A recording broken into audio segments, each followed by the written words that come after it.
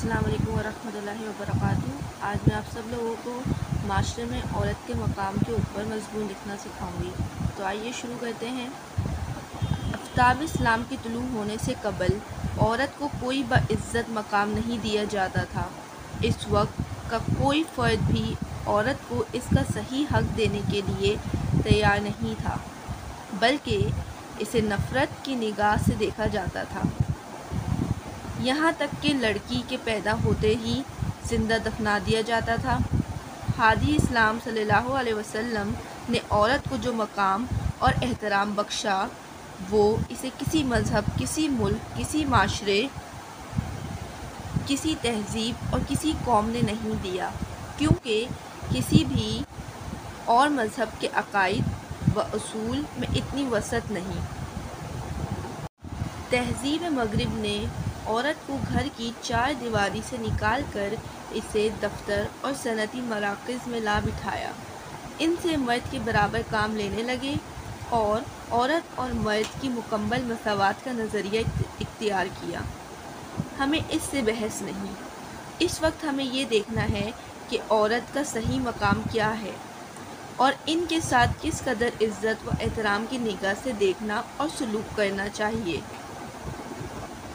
इसमें कोई शक नहीं कि औरत और मर्द यकसा इज़्ज़त व एहतराम के मुस्तहिक हैं, लेकिन देखना ये भी है कि मर्द को किस मकसद के लिए पैदा किया गया है और औरत को किस मकसद के लिए। कुदरत ने मर्द को क्या सलाहियतें बख्शी हैं और औरत को क्या सलाहियतें दी हैं। इस लिहाज से इनके ज़िम्मे क्या फ़राइज़ हैं या किन किन फ़राइज़ को वो खुश असलूबी से सरअंजाम दे सकते हैं, ताकि फ़ितरत के तकाज़ों के मुताबिक निज़ाम चल सके। अगर हम खिलाफ़ फ़ितरत कोई निज़ाम चलाएंगे तो यकीनन इसमें ख़राबी पैदा होगी। बहैसियत इंसान मर्द और औरत दोनों यकसा इज़्ज़त व एहतराम के मुस्तहिक हैं, लेकिन कुदरत ने जो फ़र्क औरत और मर्द के दरमियान रख दिया है, इसे हम कैसे दूर कर सकते हैं। अगर वाकई ये दुरुस्त है कि औरत और मर्द सलाहियतों और क़ुव्वतों के एतबार से एक दूसरे से मुख्तलिफ हैं, तो इनके फ़राइज़ और इनका दायरा अमल भी एक दूसरे से मुख्तलिफ होगा। औरत को कुदरत ने ऐसा जिस्म दिया है जो नर्म व नाजुक है, क्योंकि इसने बच्चे की पैदाइश और इसे परवरिश करने के फ़राइज़ अदा करने हैं। सबसे बड़ी ज़िम्मेदारी औरत पर यह भी आयद होती है कि अपनी औलाद को ऐसी तरबियत दे जिससे इनमें वो खूबियाँ पैदा हो जाएं कि वो माशरे के लिए बेहतरीन अफराद साबित हो सकें, और ये फ़राइज़ एक मर्द किसी सूरत में भी अदा नहीं कर सकता। कुदरत ने औरत को इन्हीं फ़राइज़ के अंजाम दही के लिए पैदा किया है और वही ये फ़राइज़ बखूबी अंजाम दे सकती है। अब मर्द को लीजिए, इसके जिस्म की बनावट मजबूत और सख्त है। इसने मोहब्बत व मुशक्क़त से अपने कुंबे के लिए कसब माश का फ़राइज़ अंजाम देना होता है। अपने कुंबे की पासबानी भी इसी के सपुर्द होती है। इस लिहाज से कुदरत ने दोनों में सलाहियतों और फ़राइज़ के एतबार से यकसानियत नहीं रखी।